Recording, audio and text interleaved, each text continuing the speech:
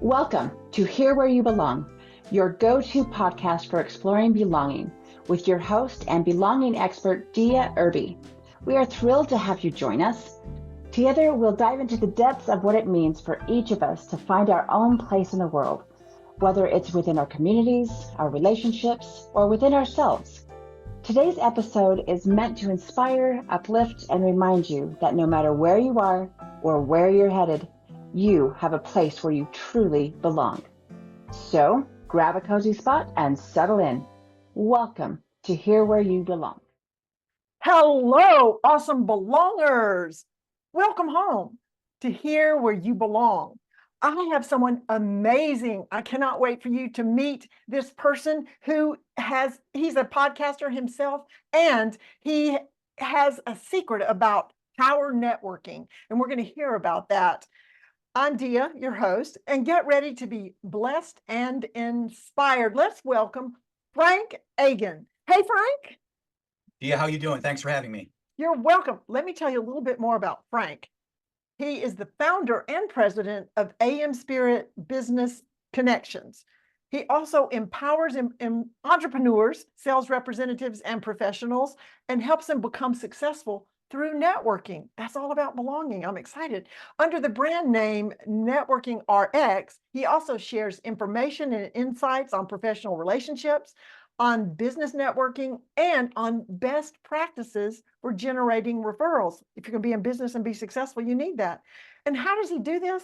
With his Networking RX podcast and the Networking RX content sharing platform, found at www.networking-rx.com. We'll have that in the show notes. And if that's not enough, Frank is the author of several books, including Foundational Networking and The Giving Journal.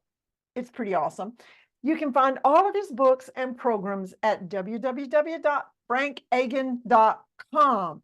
Wow. Welcome, Frank. We're so glad to have you here. Well, I'm glad to be here. That was quite a buildup. Oh, no, now you have to be awesome. Oh, wait, no problem. So one of the reasons I wanted to have you on here, because I focus on belonging and the importance of belonging and how to create belonging. What inspired you to start Networking RX? And all of you're the president and founder of. Well, it started with, well, I'll give you a quick backstory. I live in Columbus, Ohio. I came here to go to law school almost 40 years ago.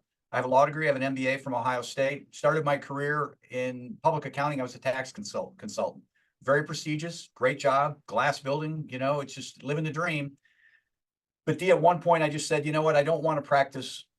I don't want to do taxes for the rest of my life. And so I left to go into private practice. And I tell people that a funny thing happened when I went into private practice. And the funny thing was that nothing happened. I had no idea how to get clients. And they don't teach that in school. It's a struggle. I think most entrepreneurs struggle. So I asked somebody one day, what do I need to do to be successful? And they said, why don't you get into a tips club or a leads group? Really had no idea what they were talking about. There was an organization based out of Pittsburgh that was putting together these groups of entrepreneurs, sales reps, professionals that got together every week, learned about each other, belonged to one another, belonging, creating these little tribes.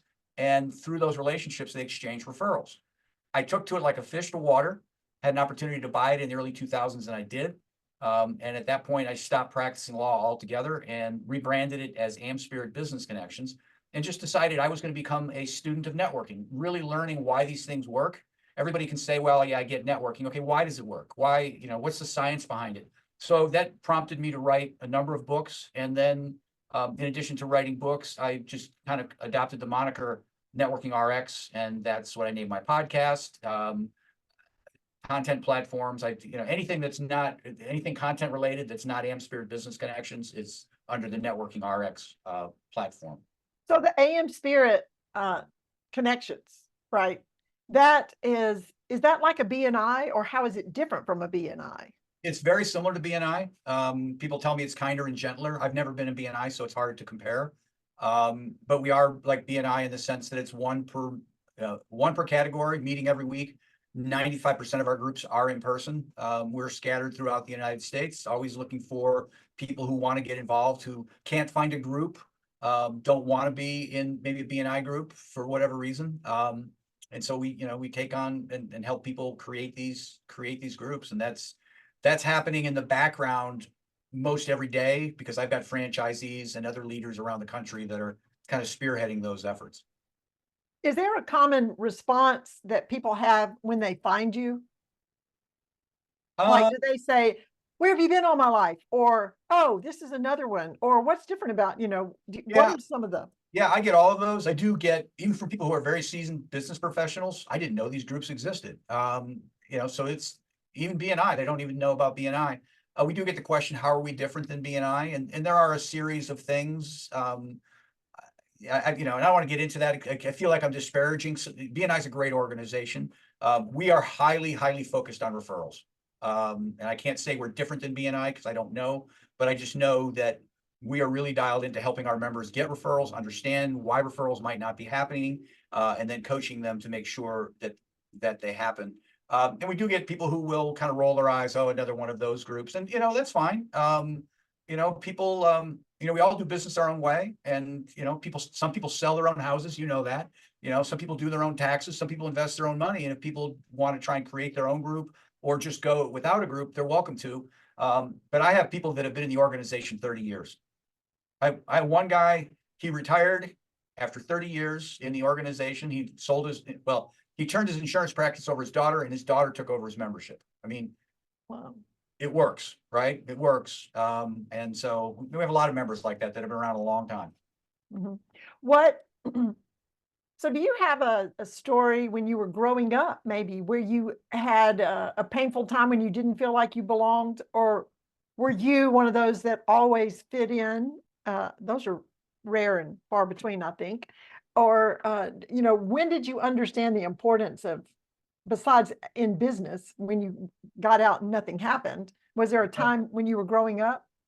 Yeah, I think if we're honest with ourselves, even the people you think they think they have always belonged and they always fit in, I think we all have that. I don't want to call it imposter syndrome, but just like, okay, maybe I'm not quite hitting on all cylinders. Even I think the people who think they're most popular or who are most popular are probably the most scared, because they feel like they're on top of this pedestal that could be taken away at any moment, right? Mm-hmm. And so, yeah, were there times, probably too many to think of one in particular. But you tend to find your tribe. Is I played a lot of sports in school, in high school, and also in college, and that was my tribe. Those were my people. And the people who didn't, that I was friends with, it's not that we weren't still friends, but it's just you're not kind of running in those same circles anymore. But yeah. When someone wants to network, so often in business, when you're networking, it's almost like, I'll give you my business card, you give me mine, and you run around seeing how many business cards can you collect.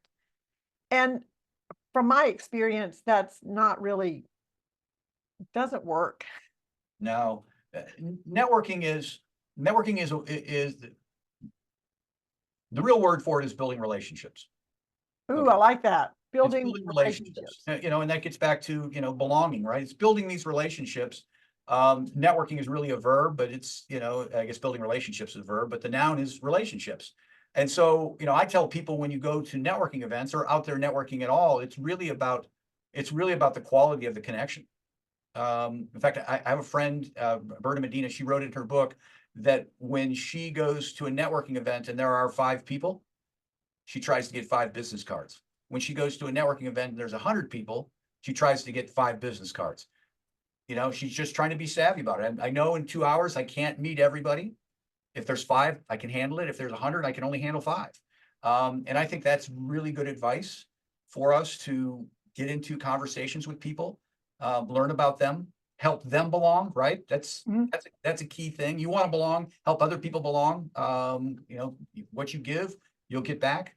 So yeah, to me, that's the key. It's not trying to meet lots of people. Just also, how can you be memorable? If there are 100 people in the room and that person that you're meeting has already met 90 other people, how are they going to remember you? I mean, is there a tip for that? Yeah, I think it's as simple as finding a way to help them. Lean into finding a way to help them, because the other 99 people are trying to pitch their wares. I shouldn't say everybody, but a lot of people do, right?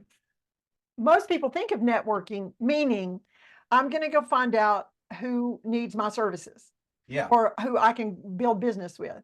But according to your giving journal that you wrote, which Yep. is amazing and also available in your resources on your platform, you can download for free. Of course, you can buy a hard copy if you're a pen in hand kind of person. Yep. But focusing on how can you give to other people? Because there are two kinds of people you mentioned. There are getters and givers. Yeah. Yeah. People, we're hardwired to be attracted to the people who bring value to us. Right. And so, and that's a carryover from the beginning of time. That's how God created us, is to be givers and look for people who are givers. Those are the people we should have in our lives. And knowing that, we need to go into these networking activities and find ways to help other people, because they'll figure out what we need eventually, right? If you do enough things for people, they're going to be like, "Ooh, that Dia, she's awesome. I always feel great around her. Every time I talk to her, I've got 2 other people I need to talk to that lead to business. I need to keep her in my world.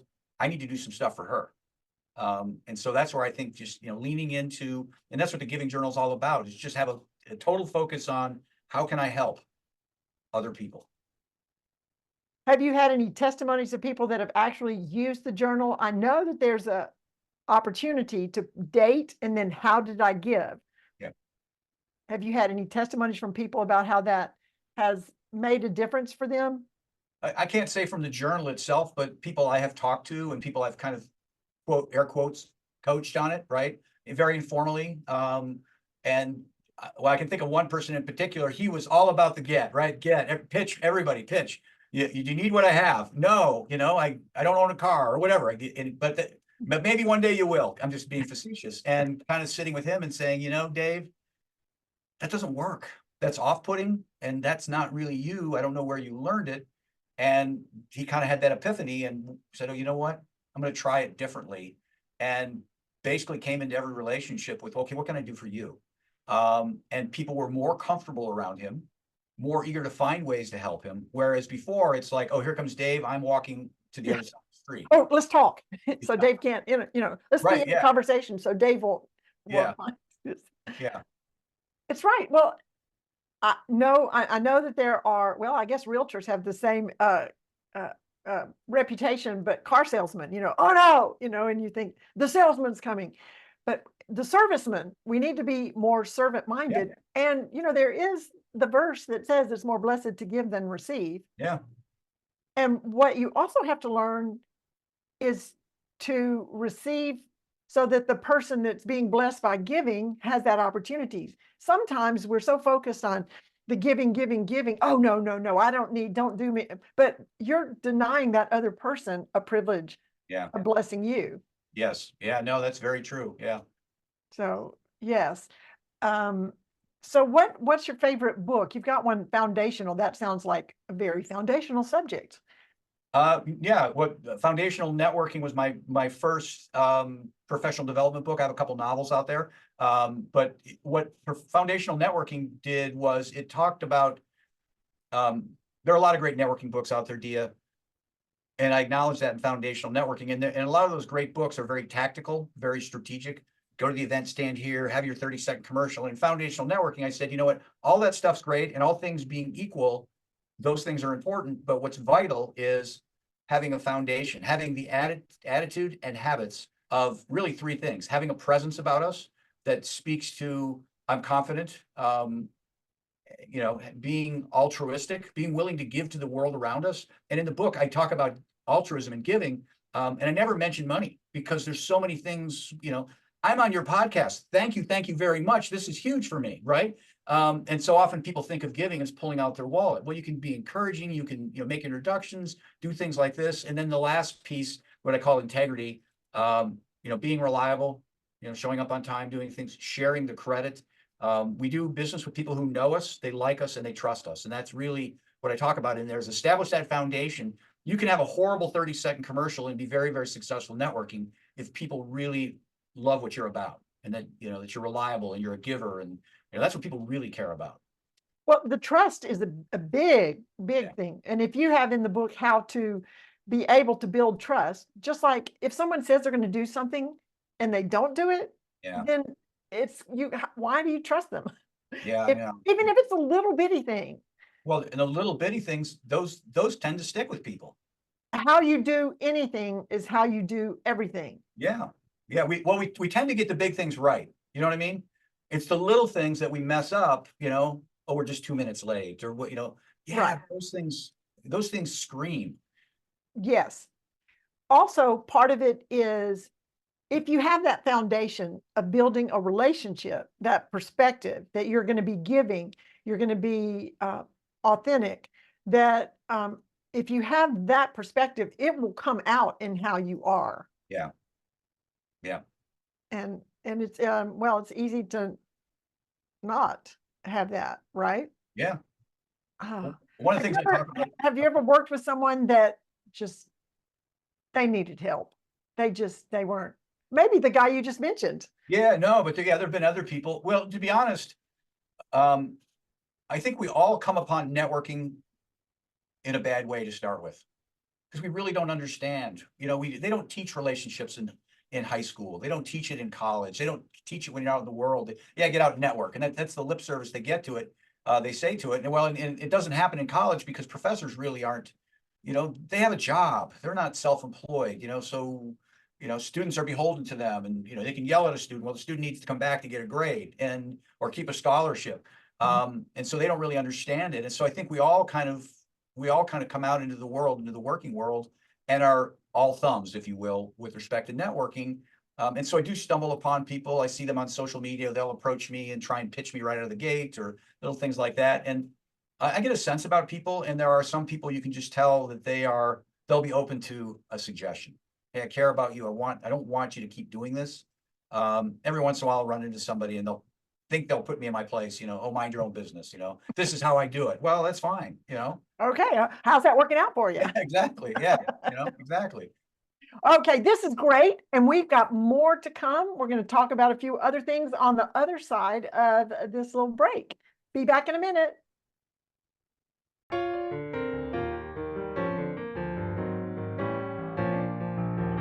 Hey there! Isn't my guest amazing? So glad you joined us today. In this world that often feels disconnected, building community and fostering belonging are essential. That's why I created this podcast, to bring inspiring people to you, to encourage you to create that sense of belonging and community, no matter where you are. If you're being blessed by my guest, and we have some more, like, subscribe, and share this podcast. You know who needs to hear this. Stay connected, stay true to yourself, and always remember, you belong. Now, back to our amazing guest.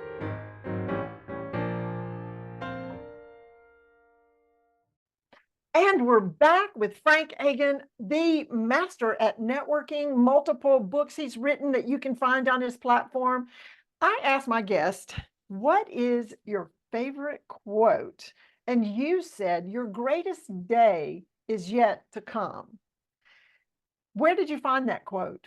Tell me about discovering that quote. Yeah, I wrote those are my words, and it was in foundational networking. And in there, as I mentioned before, there are really three aspects, and the first one is presence, and having a presence about you that shouts, "My greatest day is yet to come." And I use the example that when you're going out to buy stock, company stock, you're not trying to buy Walmart at the all-time high. You're looking to buy the stock that's got potential. And so we need to conduct ourselves in a manner that says, you know what, I still got things I'm doing. I may be 80 years old. I'm not. You're not. But I still have things I can do, and because that's who we're attracted to. We're not attracted to people who their best days are behind them, right? We're attracted. They're giving up on living. Right. We're attracted to people that, yeah, I'm doing things, and I'll take you along with me. I'm doing things. And so that was I wrote about a lot of things in the book, but that really stuck with me. And when I dedicated the book to my kids, and I always tell my kids this, hey, my son won a state championship. Great. Your greatest day is yet to come, right? Don't, that's good. Relish in that, but just keep going. Well, it's like, I think of, speaking of championship, I think of people that the football stars that won the championship or whatever happened in high school. And then that is all they can talk about. Yeah. That is all, they peaked. Yep. Back then. But no, we need to have that perspective. Your greatest day is yet to come. Do you ever have days when you're not believing that? Yeah, there are days. I think we all, if we're honest, we all have those days where it's it feels like things are not hitting correctly. How do you get out of that? Well, I think it's usually a good night's sleep, right? I mean, sometimes it's that, it can be, geez, I was up, I was commiserating about something. I know I didn't get a good night's sleep, and that impacts, what we sleep, how we take care of ourselves. I work out in the mornings. I'll go for a walk and I'll lift weights. And if I don't do that, I'm not of the right mind. So just, but I have to just remind myself that, I've had bad days and I've been through this before. And, I think we all get to that point where it's like, oh, it's all falling apart, all falling apart. And you have to remind yourself that, what, well, I'll give you an example. I have 18 franchisees. I have to, and sometimes things don't go well. Someone says no to me. They don't want to be my 19th. I have to remind myself that there was a time when I had none. Right? I had none. And I survived that. And I had one, and, and I had two. And so we just remind ourselves that, we've really come a long way. And I think sometimes we get stuck looking forward, comparing ourselves to other people, if you will, or comparing ourselves to our goals. And I like to tell people I'll never hit my goals. I'll go to my grave and still have things unaccomplished, because I'm just always striving. And I just, God will just take me out of the game at some point. I have no control over that, but I'm going to play hard until he takes me out of the game. And what we need to do from time to time is stop and look back and say, wow, we've really covered a lot of ground. Right. So there's a purpose in looking back, and that's to just go, hey, look how far we've come. Yeah. Like you're halfway up the mountain. You look down and go, wow, I climbed that far. Yep. When you're looking at the second half that you still have to go to get up the mountain, and that is daunting, but reminding ourselves of what we have come, but you need to be conscious of where you are right now so you don't slip off the mountain. Yeah. But so what, do you have any visions of what it is that you have ahead of you? More franchises or? Yeah, no, I want to continue to find franchisees. I want to find people who want to learn the AmSpirit Business Connection system, who want to come alongside me and learn how to network, and properly, and there's a lot of nuance to it. There's a lot of nuance to how to get referrals and how to ask for referrals, and come alongside and be connected with not just the 18 franchisees, but then many of them have sub directors that work under them. So it's closing on 50 people out there around the country that are really dialed into networking. And I had a call just a couple hours ago with all the people. And one guy said, hey, I created this flyer, and somebody 2 states away who's never met him says, oh, I love that flyer. Can I get a copy of that? Can we help each other? And so somebody who really wants to be part of that, in addition to running their own business, because the way this franchise works is people can add it on to what they already do. Right. It's a neat little add-on. And so, continuing to grow, to grow the stable of people who are in the organization. But, at the end of the day, really, it's about ensuring that people have success. And I have this vision every year of the holidays, and that somebody at the holidays is going to have a great holiday because of something I did, because somebody I connected them to, they were able to buy the toys or go on the trip or just feel like, whatever, maybe they met their soulmate because they had the courage to get up out of their chair and go do something. And that's really, it's not about money. It's, it's about helping people find fulfillment and success. It's about belonging. There you go. Developing relationships. Yeah, Yes. it is. We all want to belong. What makes you feel like you belong? Helping other people. I know it sounds repetitive, but it's just helping other people, and just making connections and not being the middleman. August 10th in Zagreb, Croatia, there's a young woman marrying a young man. He's from the UK. I introduced him. I didn't intend for it to be romantic. I just said, you guys do the same sort of business. You ought to meet each other. And then, probably 2 months later, they're like, we are dating. And now they're getting married. Oh, yes, I love it. Yeah. Being a contributor makes you feel like you belong in the story, and you're a character in their story. Yeah. And that's one of the ways that I feel like I belong, is when I can see that I'm able to bless someone or help them be successful with something. And your greatest accomplishment is raising 3 great kids. Yeah. I know the feeling. I am so in now that we are to where we are and they're all out of your house and you can see that they turned out as great kids. Yeah.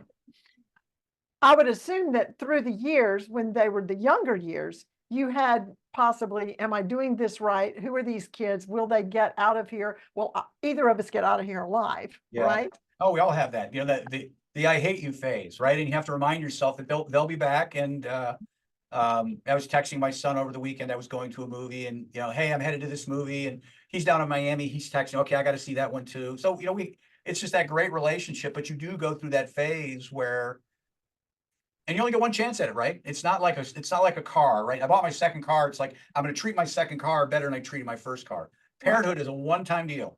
I got multiple kids. You have multiple children. But it's a one-time deal. And they're all a little different, and you need to manage it all a little different. But to see them all being successful and belonging, right? Having their little communities, if you will, whatever it is. Having healthy relationships. Those it's that makes you feel a sense of accomplishment. I guess the best way to put it. Yes. Yes. Well, you took what you feel like, how you feel like you belong in the world by helping other people, but you also, being who you are, you do that in your family. Yeah. And it's a process. Nobody automatically feels anything. They have to go through the process to reach the sense of belonging. So encouragement to any parents out there who are listening, the days will go by. Yeah. And they will grow up. They don't stay little forever. Some days you think they will. I tell people I have loved every moment of being a dad. Every moment. Poopy diapers, going to the doctor, coming home sick from school. It's all great. The worst part about being a dad is moving them out. It's well, a mom too. It's gut wrenching. Yes, that's right. It's got to happen, but it's gut wrenching. And I think our oldest, when she changed schools and she could live at home to go to the next college. Yep. But she wanted to rent somewhere and not live with us. It's like, she doesn't want to live with us. Of course, she did have 6 siblings in the house too. So, she, maybe had something to do with that. But, and a friend of mine who was not much older than my daughter said, you did the right job. It's not she's rejecting you. You created this amazing adult that feels confident to go out and live away from home. Yeah. Like, oh yeah. Oh yeah. That's a great perspective. I had that conversation with my sister. My kids are teens. They're very snarky with me. It's like, oh my gosh, I can't believe the kids talk to me this way. And my sister said, you know what? Pat yourself on the back, because they feel comfortable that they can do it. There are kids in relationships and families where their lips are sealed. They don't dare say a thing. So right. Okay, I'll take it. Okay. Wow, we have covered it. Yeah. It's all about relationships. It is. You have to have foundationally focus on building good relationships so that not only do you feel like you belong, but you can create a sense of belonging for other people. Yeah. And I think that is a great takeaway from today, besides the fact that it would behoove you, anyone that's out there, my belongers, listening, that you get the giving journal. Yep. It's a good challenge to. You may think you're generous, but let's see if you wrote it down and documented it, how you could improve in that. Do you have any final words for our people listening? People ask me all the time, what's the one thing I can do here right now? Maybe not here right now, but in the short term to get myself better networked. And my answer is this: find something you're passionate about and go volunteer. It might be your kid's school, might be the church, it might be a community organization. But get out there and contribute to the community in that way, or however you define your community. Because when you do, you will thrust yourself elbow to elbow with other people who care about the same thing and talk about belonging. You will belong from the get-go. You don't have to worry about your 30-second commercial. You don't have to worry about somebody selling this or somebody. You're there for a common mission, and you'll be quickly networked with people that you belong to. That's great. Absolutely. You're being you, and that's what attracts people to know, like, and trust you, which is, we are taught in every business book, that's how you make it. Yep. Frank, it's been amazing to have you here. I thank you so much for giving of your time to be with us and share your knowledge and make available your resources. We'll have that in the show notes. And we do thank you for being here. I want to say to you out there, thank you for being. Stay connected, stay true to yourself, and always remember, you belong. Bye now.